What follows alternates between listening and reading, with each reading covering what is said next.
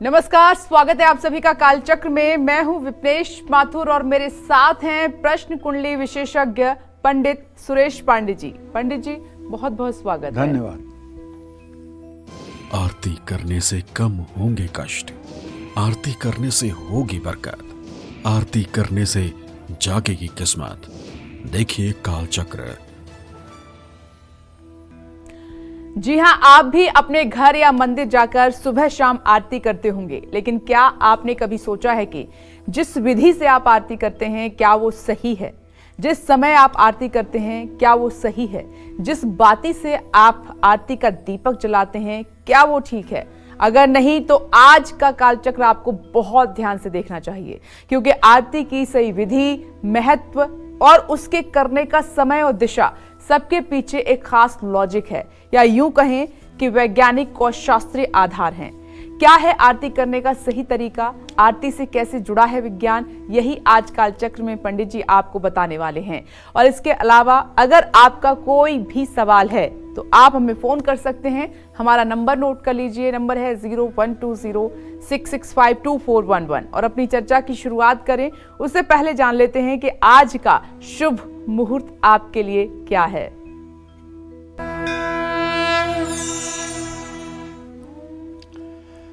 9 दिसंबर 2024 दिन सोमवार। आज मार्गशीर्ष शुक्ल पक्ष की अष्टमी तिथि सुबह 8:02 तक थी। इस समय नवमी तिथि शुरू हो चुकी है।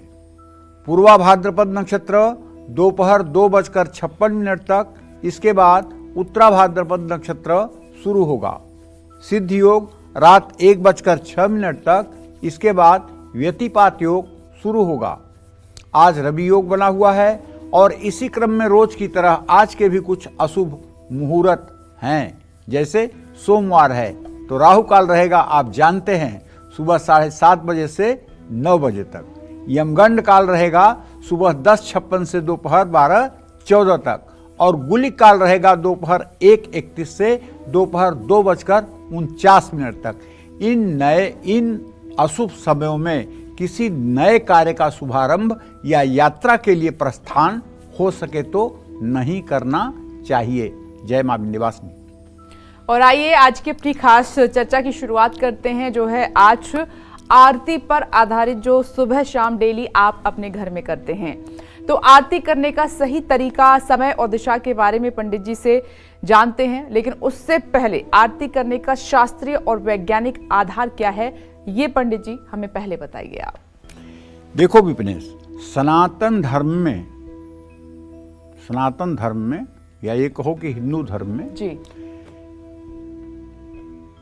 अग्नि को सबसे ज्यादा शुद्ध माना गया है। जी, अग्नि में कोई भी वस्तु डाल दीजिए, अग्नि अपवित्र नहीं होती है। अग्नि से दाह संस्कार भी किया जाता है, लेकिन अग्नि अशुद्ध नहीं मानी जाती।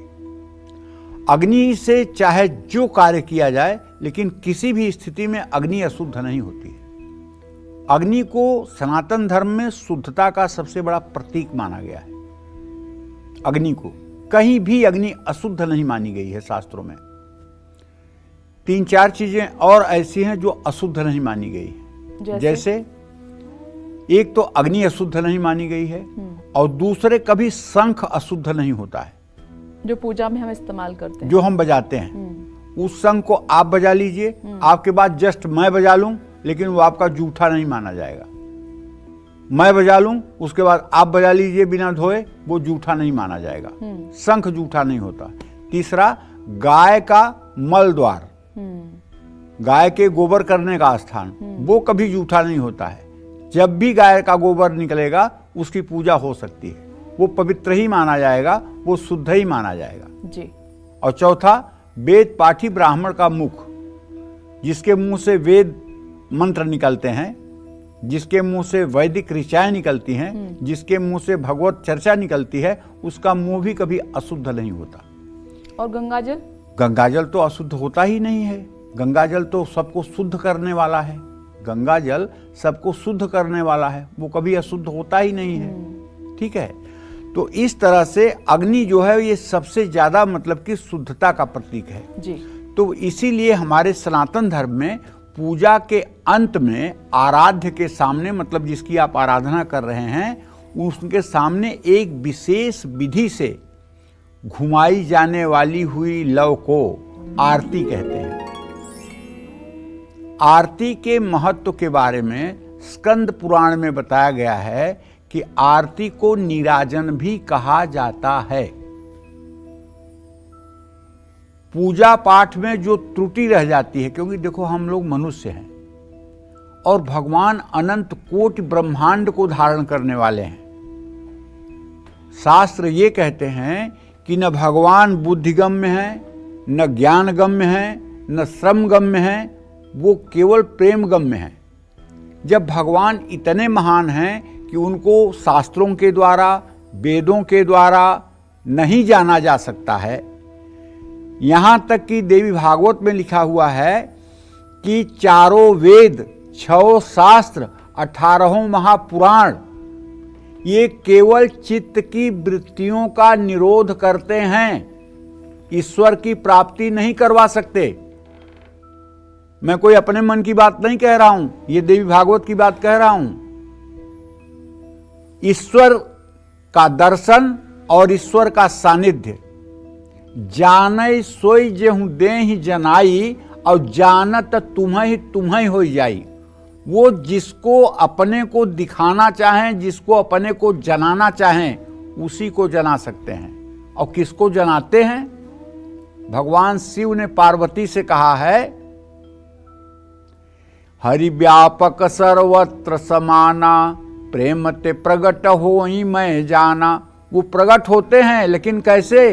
केवल प्रेम से। सबरी का प्रेम था तो प्रकट हो गए उसके आश्रम में। द्रौपदी का प्रेम था तो वस्त्रावतार धारण कर लिया उन्होंने। गजेंद्र ने प्रेम से पुकारा आर्तभाव में तो गजेंद्र का मोक्ष कर दिया उन्होंने। जहां भी प्रेम से उनको किसी ने पुकारा है, वहां वो किसी न किसी रूप में अवश्य आते हैं, इसमें संशय नहीं है। हरि व्यापक सर्वत्र समाना, प्रेम ते प्रगट होई मैं जाना। और दूसरी बात ये भी जान लीजिए, कहूं कहां जहां प्रभु नाही, ऐसी कोई जगह इस अखंड ब्रह्मांड में नहीं है, एक अणु और परमाणु भी ऐसा नहीं है जिसमें वो ईश्वरीय तत्व विराजमान न हो। मतलब वेदांत का एक सूत्र है, अणोरणीयान अथातो ब्रह्म जिज्ञासा जन्माध्यस्य शास्त्र योनित्वात् तत्व समन्वयात् अणोरणीयान। अणु और परमाणु में भी वो ईश्वरीय तत्व विराजमान है और इस समस्त ब्रह्मांड को भी वो अपने अंदर धारण एक रोमकूप में कर सकते हैं, ऐसी उनकी सामर्थ्य है। तो उनकी पूजा, उनकी उपासना में त्रुटि होना स्वाभाविक है। तो ऐसे में आरती जो हम बाद में करते हैं, उससे उस कमी की पूर्ति हो जाती है। आरती को लेकर स्कंद पुराण में कहा गया है, मंत्रहीनम क्रियाहीनम यतः पूजनम हरे, सर्वे संपूर्णतामेति कृते नीराजने शिवे। और आप लोग एक मंत्र कामन पूरे भारत में सुने होंगे, चाहे वो सत्यनारायण भगवान की कथा हो, चाहे सतचंडी महायज्ञ हो, चाहे महामृत्युंजय यज्ञ हो, चाहे रुद्राभिषेक हो। जब भी आपने आरती किया होगा तो पंडित जी लोगों के द्वारा एक मंत्र आपने जरूर सुना होगा। वो मंत्र ये है, कर्पूर गौरम करुणावतारम संसार सारम भुजगेंद्रहारम सदा वसंतम हृदयारविंदे मम भवानी सहितम नमामि। ये भगवान शिव की उपासना का एक मंत्र है, लेकिन आरती के समय ये मंत्र प्रत्येक ब्राह्मण द्वारा और प्रत्येक स्थान पर जरूर कहा जाता है। यानी पूजन मंत्रहीन और क्रियाहीन होने पर भी नीराजन आरती कर लेने से उसमें सारी पूर्णता आ जाती है। लेकिन आज दुर्योग है, कुछ लोगों ने सनातन धर्म को नष्ट करने की कसम खाई हुई है। वो लोग ज्योतिषी के वेश में बैठ करके, जैसे कालनेमी साधु के वेश में बैठ करके और राम नाम का जप कर रहा था हनुमान जी को रोकने के लिए कि हनुमान जी न जाएं, संजीवनी न लाएं, लक्ष्मण मर जाएं। उसी तरह से आज कुछ लोग ज्योतिषी का वेश धारण करके उनके पास जो लोग आते हैं उनसे कहते हैं, अरे अपने घर में दिया मत जलाना, अपने घर में घंटी मत बजाना, अपने घर में शंख न रखना, अपने घर में पूजा स्थान न बनाना, अपने घर में मंदिर न रखना, इससे सारी विपत्तियां आपके ऊपर टूट पड़ेंगी। ऐसे लोगों की आज बहुतायत हो गई है, जबकि ये देश फतेह बहादुर और जोरावर का देश है, जिन्होंने धर्म नहीं बदला, दीवारों में चुन दिए गए। कहा गया कि आप लोग धर्म परिवर्तन कर लीजिए, आप बच जाओगे, नहीं तो दीवारों में चुन दिए जाओगे। उन्होंने कहा चुन दो दीवारों में, लेकिन धर्म नहीं बदलेंगे। मतलब हमारे नौनिहाल छोटे छोटे बच्चे, मासूम बच्चे 12-12 साल के, वो धर्म के लिए अपना जीवन दे देते हैं। और आज आपके ऊपर ऐसी कौन सी आपदा आई है कि आप दिया जलाना बंद कर रहे हैं, आप घर से मंदिर बाहर कर रहे हैं, आप घंटी बजाना बंद कर रहे हैं, आप शंख बजाना बंद कर रहे हैं, आप पूजा करना बंद कर रहे हैं, इन सनातन द्रोहियों के कहने में आकर। ये सनातन के द्रोही हैं, द्रोही। इनका मिशन है सनातन धर्म को कमजोर करने का। ऐसे लोगों को पहचानिए।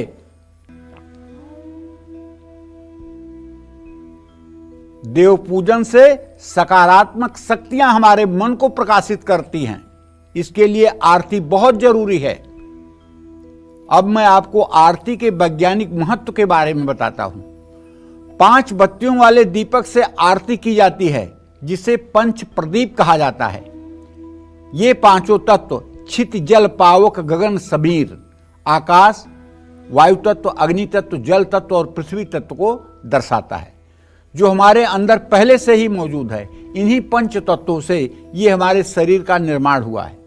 और जब ये शरीर प्राण से अलग होगा तो ये पांचों तत्वों में विलीन हो जाएंगे, कुछ भी शेष नहीं रहेगा। तो भगवान की आरती करने से लव से सत्व आवृत्तियां उत्पन्न होती हैं, जो धीरे धीरे राजस आवृत्तियों में परिवर्तित हो जाती हैं। ये आवृत्तियां करने वाले की आत्मा के चारों ओर एक सुरक्षात्मक कवच बना देती हैं, जिससे तरंग कवच कहते हैं। आरती करने वाला व्यक्ति जितनी श्रद्धा से आरती करेगा, ये कवच उतना ही मजबूत होता है। और आरती में जो मुख्य यजमान होता है या मुख्य जो पूजा करने वाला होता है, जब वो आरती करके आरती को रख करके आरती के चारों तरफ जल घुमा करके गिरा देता है और आरती देवताओं को दिखाकर फिर अपने ले लेता है, उसके बाद वो आरती वहाँ उपस्थित सभी जन समुदाय के सामने ले जाई जाती है और सभी जन समुदाय के लोग उस आरती को श्रद्धापूर्वक ले करके अपने चेहरे पर लगाते हैं। इसका अभिप्राय सारे लोगों की नकारात्मक ऊर्जा नष्ट होती है और सकारात्मक ऊर्जा का संचार होता है। इसीलिए पूजा में आरती का विशेष महत्व है।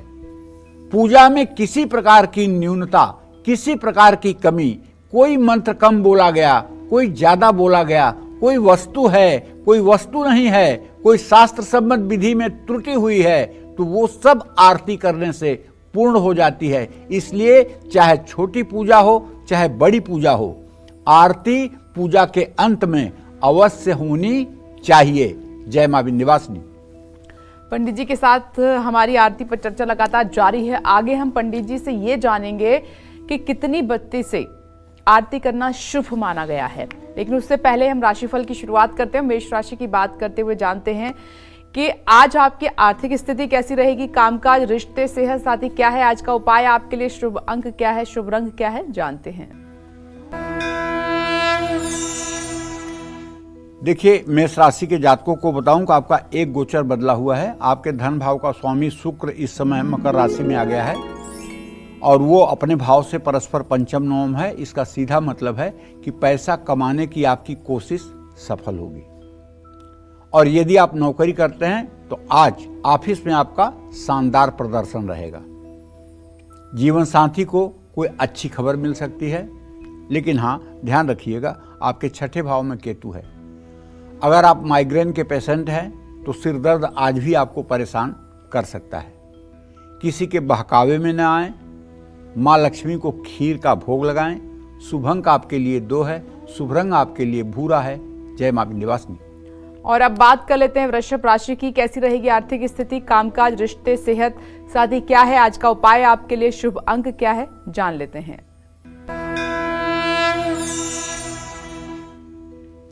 देखिए, वृषभ राशि के जातकों को बताना चाहूंगा कि आपके राशि में बृहस्पति की स्थिति है।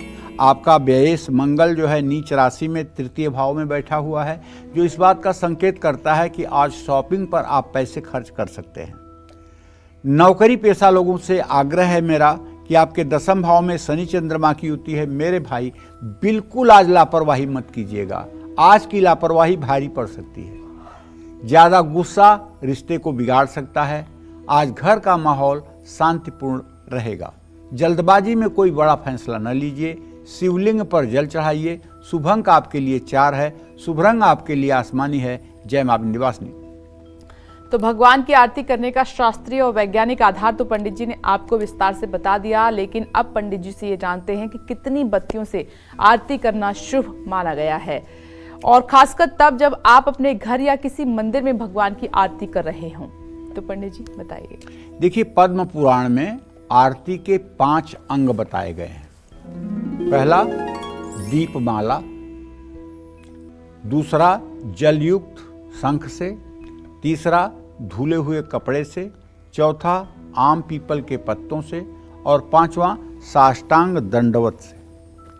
मंदिर में 5, 7 और 11 बत्ती वाला दीपक जलाकर आरती करना चाहिए, और घर के पूजा स्थान में 1 बत्ती वाला दीपक या 1 कपूर जलाकर के आरती करना चाहिए। घर में अगर 1 से ज़्यादा बत्ती वाले दीपक से आरती करना चाहते हैं तो विषम संख्या में बत्तियां होनी चाहिए, जैसे 5, 7, 11, 21, 3, 9 और 13। ये 3 संख्या को त्याग देना चाहिए। 5 बत्तियों वाले दीपक को पंच प्रदीप कहते हैं।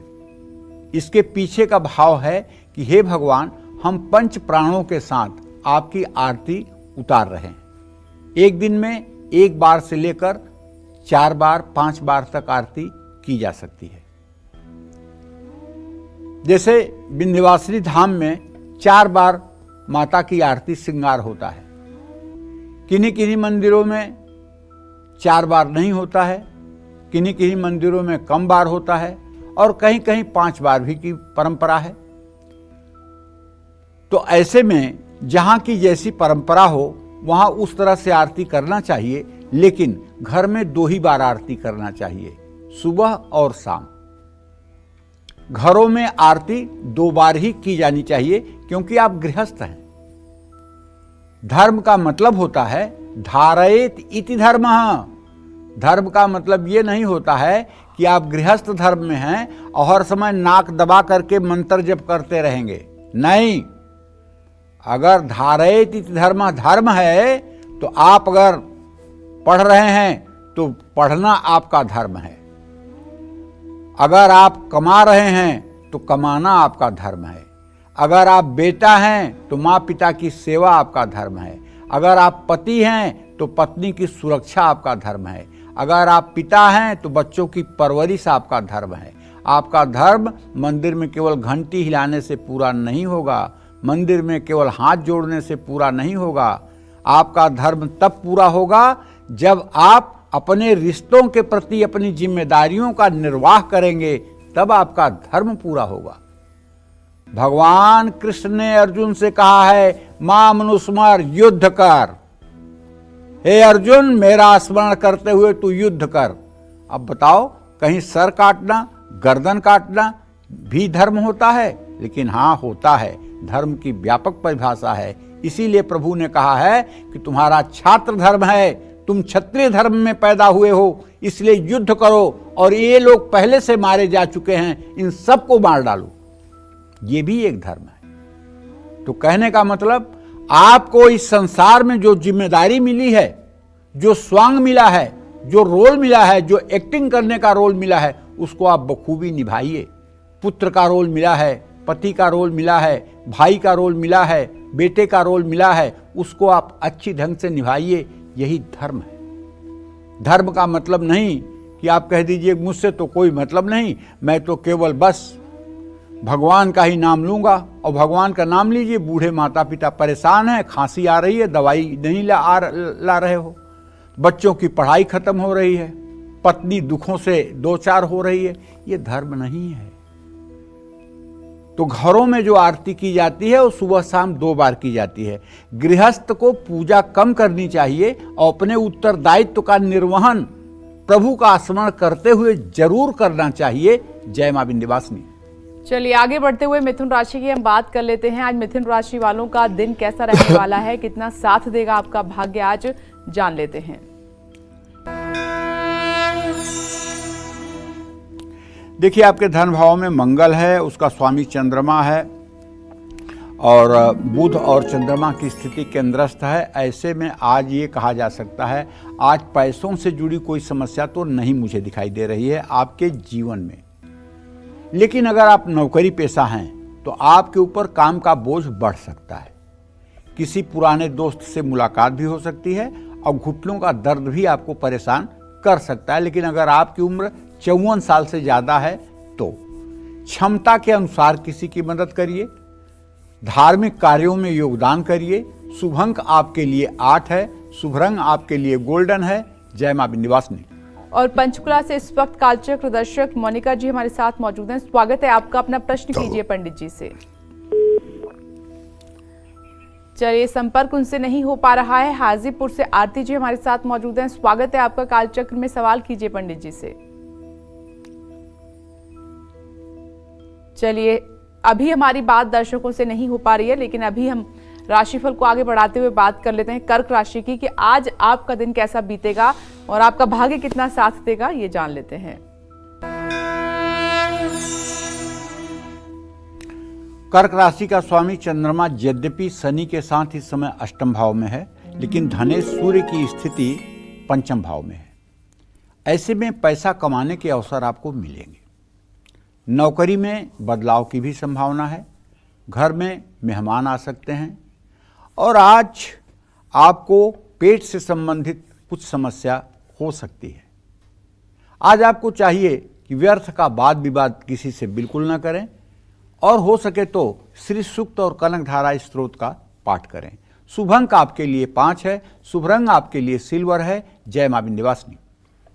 ब्रेक का वक्त है, लेकिन एक सवाल पंडित जी, आपने कहा था कि अग्नि बहुत पवित्र है। ऐसे ही हवन के दौरान एक नोट जल गया था अग्नि में, उसमें माँ की तस्वीर थी। तो मैंने ऐसे ही पंडित जी से पूछा कि अच्छा नहीं होता है, तो उन्होंने कहा कि अग्नि बहुत पवित्र है, अगर इसमें जल भी गई है कोई तस्वीर तो कोई दिक्कत नहीं है, इधर उधर फेंकने से अच्छा है कि आप उसको अग्नि के हवाले कर दें।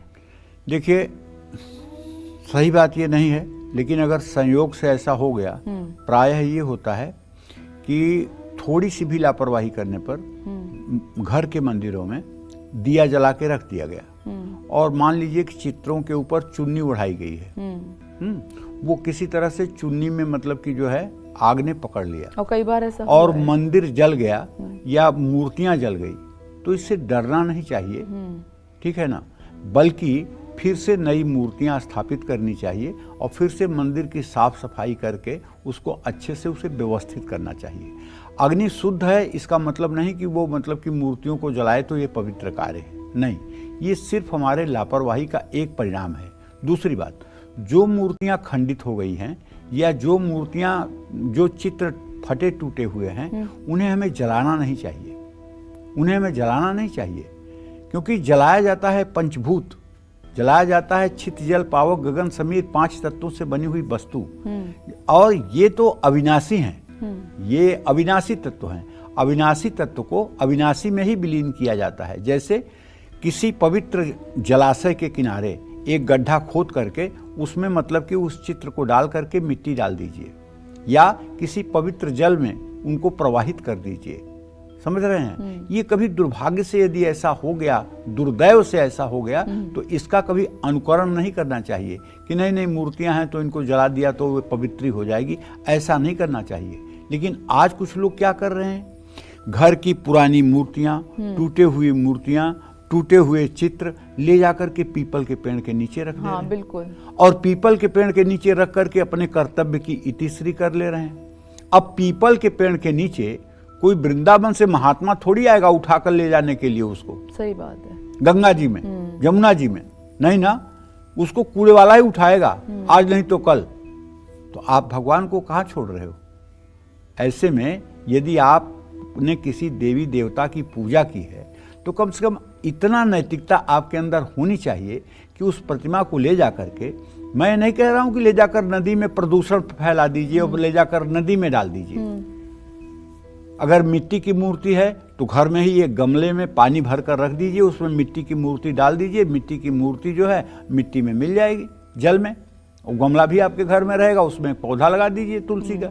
अच्छा, लेकिन अगर वो मतलब कि चित्र है, चित्र टूट फूट गया है, शीशा टूट गया है, चित्र फट गया है, तो उसको ले जाइए श्रद्धा के साथ एक कपड़े में लपेट करके नदी के किनारे थोड़ा सा खुरपी से खोद करके और उसको बालू की रेती में या जमीन के अंदर गाड़ करके और उसके ऊपर मिट्टी डाल दीजिए। जब बाढ़ आएगी, जब बरसात का मौसम आएगा तो वो सब चीज़ें पवित्र हो जाएंगी। तो इस तरह से इतना तो हमें करना चाहिए, इतना हमारा धर्म बनता है।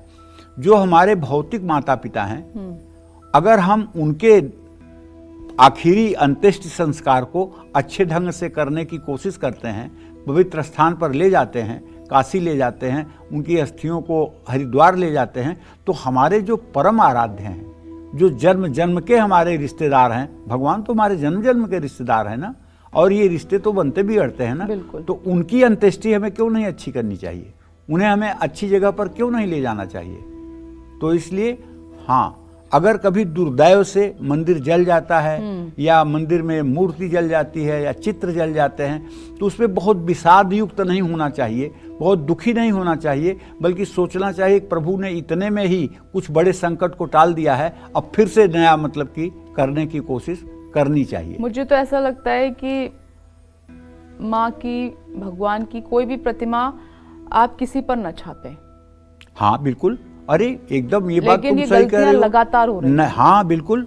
अब जैसे शादी का कार्ड है और उस पे आपने भगवान की प्रतिमा छाप दी, अब शादी का कार्ड ज्यादा इकट्ठा हो जाएगा तो कहाँ जाएगा? कूड़ेदान में ही एक दिन जाएगा।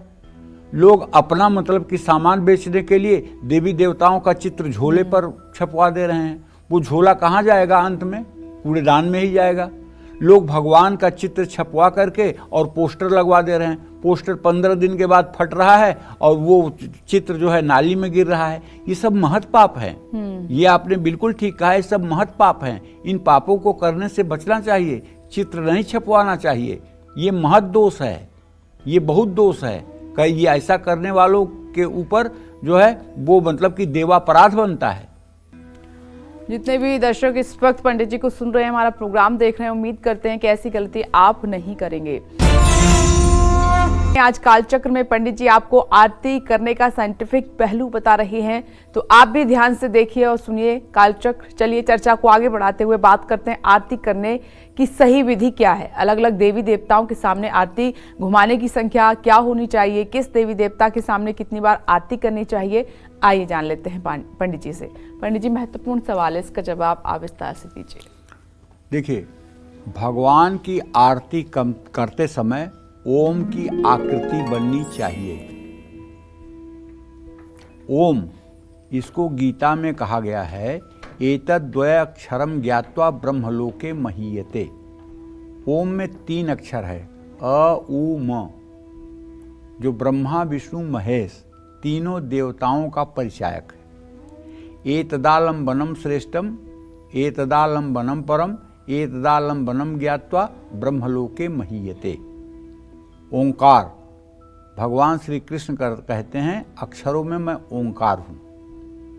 राधा स्वामी संप्रदाय के लोग अनहद नाद की साधना करके इसी ओंकार के धुनकारे को सुनने के लिए साधना करते हैं और वो इसे परम ब्रह्म की अनुभूति मानते हैं। सत्य भी है, इसमें कोई दो राय नहीं है। तो ओंकार, अगर आप अपने शरीर की रचना देखिए ना, तो ओम जैसी ही आपके शरीर की रचना है।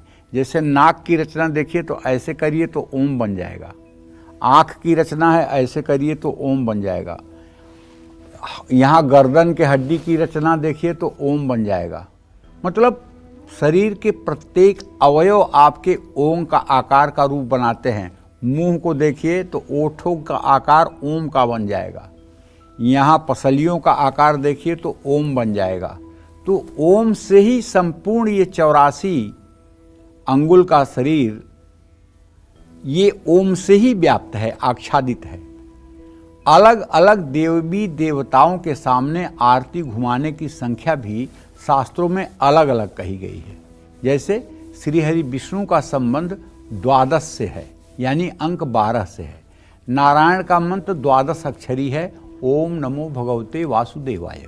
इसलिए भगवान विष्णु के सामने 12 बार आरती घुमानी चाहिए। भगवान शिव के 3 नेत्र और 5 मुख हैं। शिव परिवार जो भी मंदिर के गर्भगृह में विराजते हैं, उसमें शिव जी के साथ जगत जननी जगदम्बा माँ पार्वती, शिव के दोनों पुत्र कार्तिकेय और गणेश और नंदीश्वर विराजते हैं। इसलिए शिव जी की 3 या 5 बार आरती की जानी चाहिए। भगवान सूर्य 7 किरणों से युक्त हैं, उनके रथ में 7 घोड़े हैं, इसलिए सूर्य नारायण के सामने 7 बार आरती घुमानी चाहिए। माँ दुर्गा के 9 स्वरूप हैं। माता का नवार्ण मंत्र 9 अक्षरों का है, जिसे महामंत्र और मंत्रराज कहा जाता है। इसलिए माँ दुर्गा के सामने 9 बार आरती घुमानी चाहिए। ये शास्त्र सम्मत बात है। लेकिन अगर ये बात आपके दिमाग से स्लिप हो जाए तो आप 7 बार किसी भी देवी देवता के लिए अगर आरती घुमाते हैं और ओम की आकृति बनाते हुए घुमाते हैं तो आपकी आरती 100% सफल है और आपकी मनोकामना को पूर्ण करने में सामर्थ्यवान है। जय मां विंध्यवासिनी। तो आज की हमारी चर्चा आरती जो आप घर में करते हैं उस पर बहुत ही दिलचस्प है। ज़रूरी जानकारी पंडित जी दे रहे हैं। इससे पहले हमें नहीं पता था इन सब बातों के बारे में कि आरती हमें कैसे करनी चाहिए। चर्चा आगे भी जारी रहेगी, लेकिन अभी हम सिंह राशि की बात कर लेते हैं कि आज आपका दिन कैसा रहेगा और साथ ही आपका भाग्य कितना साथ दे रहा है। आपके भाग्य भाव का स्वामी मंगल तो इस समय व्यय भाव में और नीच राशि में है, जिससे ये बात कही जा सकती है धन की आवाजाही सामान्य रहेगी, ना बहुत संतुष्टि के लायक रहेगी, ना बहुत असंतुष्टि के लायक रहेगी। लेकिन अगर आप नौकरी करते हैं और 10वें भाव में बृहस्पति की स्थिति है तो इसका मतलब कि नौकरी से जुड़ी कोई अच्छी खबर आपको मिल सकती है। अपने दिल में अगर कोई बात है तो आपको अपने जीवन साथी से बताना चाहिए। ज़्यादा वर्कलोड से स्वास्थ्य बिगड़ सकता है। पैसों को लेकर के कोई बड़ा रिस्क आपको नहीं लेना चाहिए। माँ दुर्गा के मंदिर में घी का दिया जलाना चाहिए। शुभ अंक आपके लिए 3 है, शुभ रंग आपके लिए सफ़ेद है। जय मां विंध्यवासिनी। और अब बात करते हैं कन्या राशि की। कैसी रहेगी आर्थिक स्थिति आपकी, कामकाज, रिश्ते, सेहत, साथी क्या है आज का उपाय आपके लिए, शुभ अंक क्या है और शुभ रंग क्या है, जानते हैं। देखिए, कन्या राशि में अभी भी केतु की स्थिति है। कन्या राशि का स्वामी बुध इस समय सूर्य के साथ वृश्चिक राशि में गोचर कर रहा है और बुध इस समय बकरी है। निवेश करेंगे आज आप, कहीं ना कहीं पैसा लगाएंगे, लेकिन आज खर्चा भी बढ़ेगा।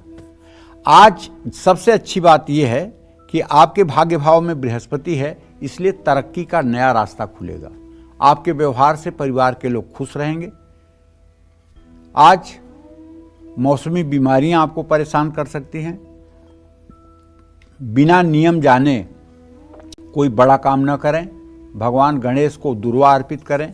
शुभ अंक आपके लिए 9 है, शुभ रंग आपके लिए हरा है। जय मां विंध्यवासिनी। और कौन से देवी देवता हैं जिनकी आरती करने की सही विधि अब आप अब तक नहीं जानते थे, पंडित जी से जान लेते हैं। पंडित जी बताइए। भगवान गणेश, कलव चंडी विनायक हो। सबसे पहले पूजा सनातन धर्म में भगवान गणेश की ही होती है। जी बिल्कुल। मतलब चाहे सत्यनारायण भगवान की पूजा हो, चाहे नवग्रह शांति हो, चाहे ग्रह शांति हो, चाहे महामृत्युंजय हो, चाहे रुद्राभिषेक हो, और चाहे सतचंडी महायज्ञ हो, सहस्त्र चंडी हो, लक्ष चंडी हो, अयुत चंडी हो, अश्वमेध यज्ञ हो, कोई यज्ञ हो, कोई अनुष्ठान हो, सबसे पहले गणेश की ही पूजा होगी। कलौ चंडी विनायकौ, सर्वप्रथम पूज्य गणेश ही हैं। तो भगवान गणेश चतुर्थी के अधिष्ठाता और स्वामी हैं, चतुर्थी तिथि के। इसलिए गणेश जी के सामने आरती 4 बार घुमानी चाहिए। इससे ज्यादा हो सकती है लेकिन कम नहीं। और भगवान रुद्र के सामने 14 बार भी आरती आप घुमा सकते हैं। बाकी किसी भी देवी देवता के सामने 7 बार, जैसा कि मैं बार बार कह रहा हूं, 7 बार आरती घुमानी चाहिए। मनुष्य के शरीर में 7 चक्र हैं। ये 7 चक्र 7 लोकों के परिचायक हैं। जैसे शरीर में मूलाधार चक्र, स्वाधिष्ठान चक्र, मणिपूरक चक्र, अनाहत चक्र, विशुद्धि चक्र, आज्ञा चक्र, सहस्रार, ये 7 चक्र हैं। और ये 7 चक्र जो यद पिंडे तद ब्रह्मांडे, जो इस शरीर में है वही संपूर्ण ब्रह्मांड में है। जैसे पृथ्वी पर 2/3 जल है, 1/3 पृथ्वी है, उसी तरह से मनुष्य के शरीर में पानी की 2/3 मात्रा है। 1 हफ्ता बुखार हो जाए तो आदमी का कितना वजन घट जाता है, जरा सोच के देखिए। तो क्या कम होता है? मांस कम होती है, हड्डी कम होता है? नहीं, पानी कम होता है। एक दिन अगर लगातार पेचिश हो जाए, 25-30 बार किसी को पेचिश हो जाए, तो उसका वजन नाप के देखिए क्या होता है। क्या? क्योंकि पानी की कमी हो जाती है शरीर के अंदर। तो भगवान की प्रतिमा पर जहां आप आरती कर रहे हैं, तो पहले चरणों से आरती दिखाना शुरू करिए। 4 बार आरती चरण को लक्ष्य करके दिखाइए। फिर 2 बार आरती नाभि देश को लक्ष्य करके दिखाइए। और फिर 1 बार आरती देव मूर्ति के मुखाकृति के सामने घुमाइए। कितना हुआ? 4, 2, 6, 1 7 बार हो गया। ठीक है, तो 7 बार आरती घुमाइए। और आरती को गोलाकार फिर 7 बार भी और आप घुमा सकते हैं। आरती संपन्न हो जाने के बाद थाल को पहले रखिए जमीन पर, और उसके बाद तांबे के लोटे में जो जल रखा हुआ है, तांबे के पात्र की जो आचमनी रखी हुई है, उससे जल लेकर के और चारों तरफ शीतलीकरण, मतलब आरती के चारों तरफ, पात्र के बाहर, जो पात्र में आरती आप रखे हैं उसके बाहर चारों तरफ जल गिरा दीजिए। जल गिराने के बाद भगवान जी को ऐसे ऐसे आरती करके फिर स्वयं आरती लीजिए। ठीक है, इससे आरती शांत हो जाती है। और फिर वहाँ उपस्थित जो लोग हैं उनको भी आरती दिखानी चाहिए। यही हमारा शास्त्र कहता है, यही हमारा सनातन धर्म कहता है, और यही हमारी शास्त्रीय पद्धति कहती है। जय मां विंध्यवासिनी। लेकिन पंडित जी, आरती करते समय तो कोई संख्या नहीं होती। संख्या तो होती है बेटा।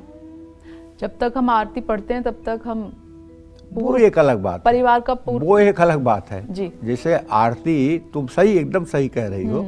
आरती जैसे मतलब कि गाई जा रही है और पंडित जी लोग हैं, ठीक है, भक्त जनों पर भीड़ पड़ी है भारी, दानव दल पर टूट पड़ो माँ करके सिंह सवारी, 100 सिंहों से तू बलशाली, अष्टभुजाओं वाली दुखियों के दुख को निवारती, मैया हम सब उतारें तेरी आरती। अब या स्वामी जय जगदीश हरे। तो ये लंबे पाठ हैं, इनको करते वक्त तक कम से कम 2500-30 बार आरती दिख जाएगी। ठीक है ना, तो उसका कोई दोष नहीं होगा। लेकिन जहाँ कोई गाने वाला नहीं है, जहाँ आपको सामान्य आरती करनी है, उसकी विधा हम आपको बता रहे हैं। बिल्कुल। और जैसे कहीं कथा हो रही है और रामायण की कथा हो रही है या भागवत की कथा हो रही है, तो कथा के अंत में जो यजमान होते हैं और जो वहाँ प्रमुख उपस्थित लोग होते हैं, उनसे मतलब कि व्यासपीठ और रामायण जी की और भागवत जी की आरती करवाई जाती है। तो अब जैसे 10 लोग हैं, 10 लोग आरती कर रहे हैं, तो जरूरी नहीं है कि सब लोग 7 बार ही घुमाएंगे या 12 बार ही घुमाएंगे। ठीक है ना, कोई 2 बार 3 बार घुमा करके, कोई 1 बार घुमा कर, कोई 5 बार घुमा करके, ऐसे। तो मतलब कि ऐसे होता है। जी बिल्कुल। चलिए अब तुला राशि की बात कर लेते हैं। आज का दिन आपका कैसा रहने वाला है, जान लेते हैं। देखिए, तुला राशि के जातकों को बताना चाहूँगा कि आपका राशि स्वामी शुक्र इस समय चतुर्थ भाव में मकर राशि में गोचर कर रहा है। मैं एक बात आपसे कहना चाहूँगा कि आज अगर किसी सरकारी योजना पर पैसा लगाना है तो ज़रा सोच समझ कर लगाइए। ऑफिस में विरोधियों से बचकर रहिए। शादीशुदा लोग आज घूमने जा सकते हैं। सर्दी जुकाम से परेशान हो सकते हैं। किसी को भी अपनी बैंक डिटेल्स आपको नहीं बतानी चाहिए। किसी मजदूर को खाना खिलाना चाहिए। शुभ अंक आपके लिए 2 है। शुभ रंग आपके लिए क्रीम है। जय मां विंध्यवासिनी।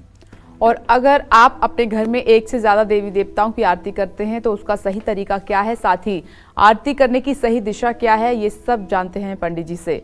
मंदिर में कई देवी देवताओं की मूर्ति तस्वीर होती है, तो क्या हमें आरती भी अलग अलग करनी चाहिए रोज उनके हिसाब से, या फिर एक जो आरती अमूमन हम करते हैं भगवान गणेश की आरती से शुरू होती है, फिर माँ लक्ष्मी की आरती हम करते हैं? देखो, जिस तरह से मंदिर में कई देवी देवताओं की आरती की जाती है, इसी तरह से अगर आप अपने घर में भी एक से ज़्यादा देवी देवताओं की पूजा करते हैं तो इसमें भी आरती करने का एक क्रम होता है। सबसे पहले आप भगवान गणेश की आरती करें, सबसे अंत में भगवान श्री हरि विष्णु की आरती करें, यानी आरती के अंत में ओम जय जगदीश हरे जरूर गाएं। घर में पूर्व दिशा की ओर मुँह करके आरती करने से आयु बढ़ती है। घर में उत्तर दिशा की ओर मुँह करके आरती करने से धन लाभ होता है। घर में पश्चिम दिशा की ओर मुँह करके आरती करने से दुख और दरिद्रता बढ़ती है। घर में दक्षिण दिशा की ओर मुँह करके आरती करने से धन हानि और शरीर की हानि होती है। तो इन बातों पर ध्यान रखेंगे तो नुकसान कभी नहीं होगा, क्योंकि बार बार कहता हूँ कार्यक्रम में कि कर्मकांड दुधारू तलवार है। सीधा चलेगा तो लक्ष्य को भेदेगा, उल्टा चलेगा तो अपना ही नाश करेगा। इसलिए आरती भी कर्मकांड का एक हिस्सा है। आरती भी कर्मकांड का एक हिस्सा है, इसलिए इसको शास्त्र सम्मत तरीके से ही किया जाना चाहिए। जय मां विंध्यवासिनी। और आइए अब वृश्चिक राशि की हम बात कर लेते हैं बिना देर किए। कैसा रहेगा आज आपका दिन, जान लेते हैं। देखिए, वृश्चिक राशि के जातकों को बताना चाहूँगा कि आपके राशि में सूर्य और बुध की स्थिति है। आपका राशि स्वामी मंगल पंचम भाव में, नवम भाव में नीच राशि में विराजमान है। इसका सीधा मतलब है कि जब आपके छठे भाव का स्वामी मंगल ही भाग्य भाव में है, बीमारी भाव का स्वामी, तो बीमारियों पर आज पैसा खर्च हो सकता है। आज अगर आप कारोबार करते हैं तो उसमें भी थोड़ा नुकसान हो सकता है। और बेवजह बच्चों के कारण पति पत्नी में झगड़े हो सकते हैं। आज माँ की सेहत का ध्यान रखिए। सार्वजनिक स्थान पर संभल कर चलिए। छोटे बच्चों को खिलौने उपहार में दीजिए। शुभ अंक आपके लिए 7 है। शुभ रंग आपके लिए लाल है। जय मां विंध्यवासिनी। चलिए बात कर लेते हैं धनुराशि की। क्या कहता है धनुराशि का राशिफल, कैसा रहेगा आज का दिन, जानते हैं।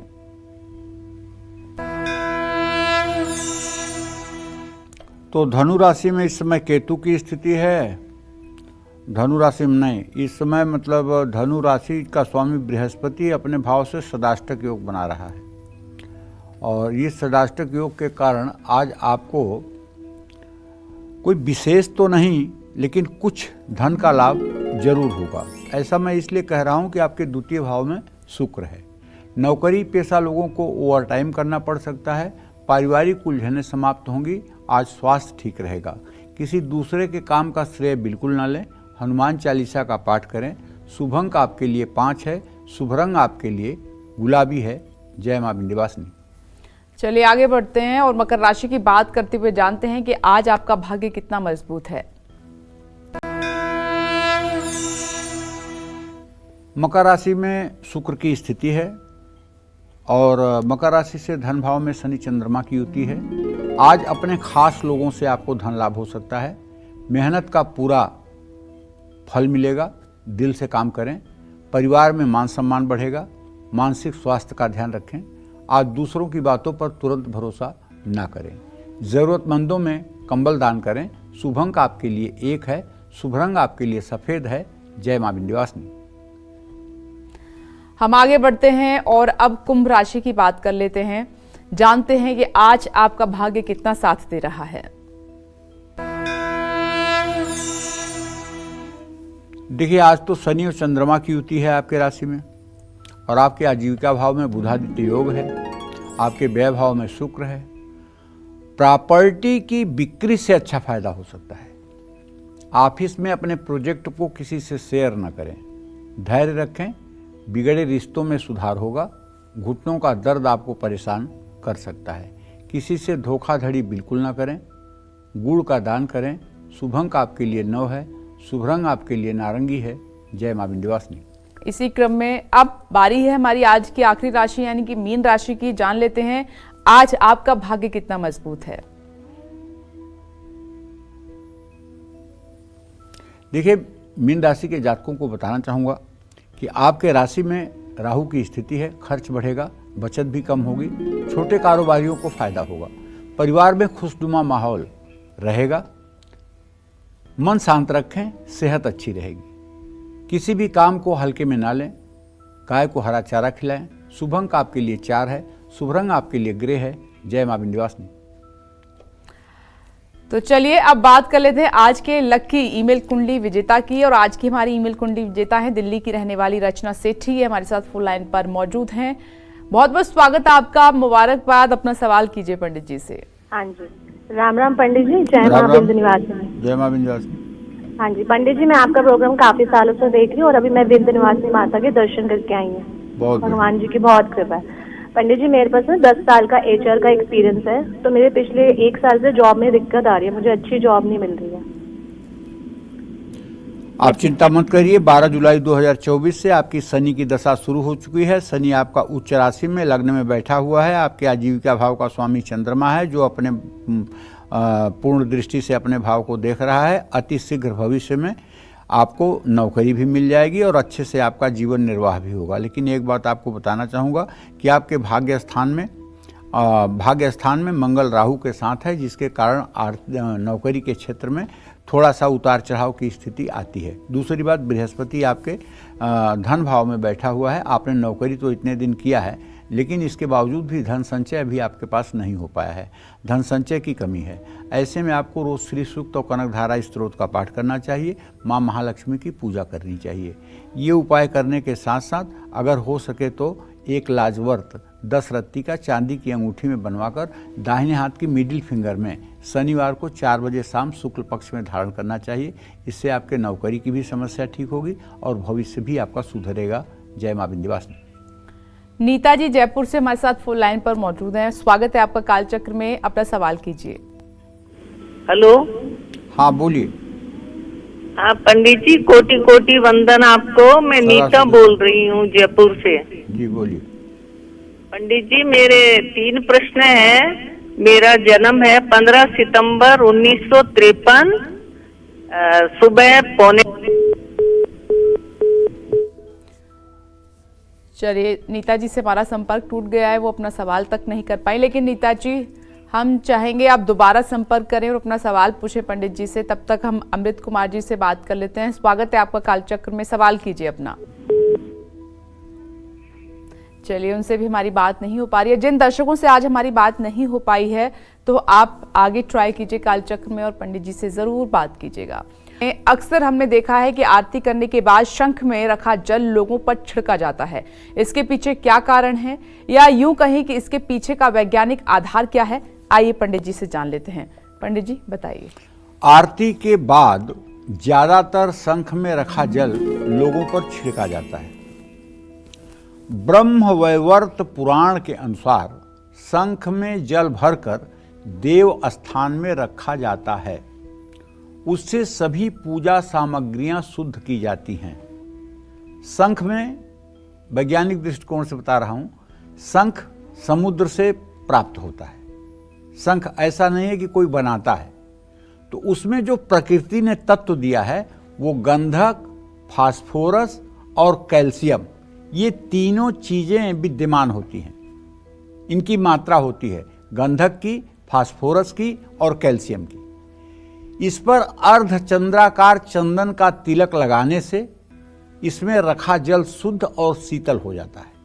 जब इस शंख में रखा जल लोगों पर छिड़का जाता है तो सभी वस्तुएं शुद्ध होकर, रोगाणु रहित होकर शुद्ध हो जाती हैं। इसका लाभ सभी को मिलता है।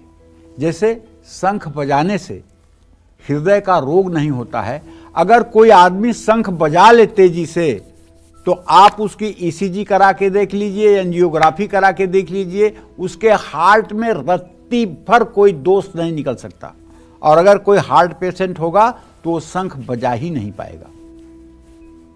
उसी तरह से शंख का जल हमारे हर प्रकार के पाप ताप को नष्ट करता है, इसमें कोई संशय नहीं है। जय मां विंध्यवासिनी। तो पंडित जी ने आज आपको आरती के बारे में विस्तार से बताया है कि घर में आरती कब, कैसे और कितनी बत्ती से करनी चाहिए, कितने टाइम करनी चाहिए, और बाहर अगर मंदिर में आप आरती कर रहे हैं तो आपको तब किन बातों का ध्यान रखना चाहिए। पंडित जी, इसके लिए आपका बहुत बहुत धन्यवाद। इसी के साथ उम्मीद करते हैं कि आज का विषय हमारा आपको बहुत पसंद आया होगा। कल फिर एक नए विषय के साथ आपके सामने हाजिर होंगे। आपकी परेशानियों को दूर करने के लिए ढेरों उपाय लेकर आएंगे हम पंडित जी के साथ। तब तक के लिए कालचक्र की टीम को दीजिए इजाजत और देश और दुनिया की खबरों के लिए देखते रहिए न्यूज़ 24। नमस्कार।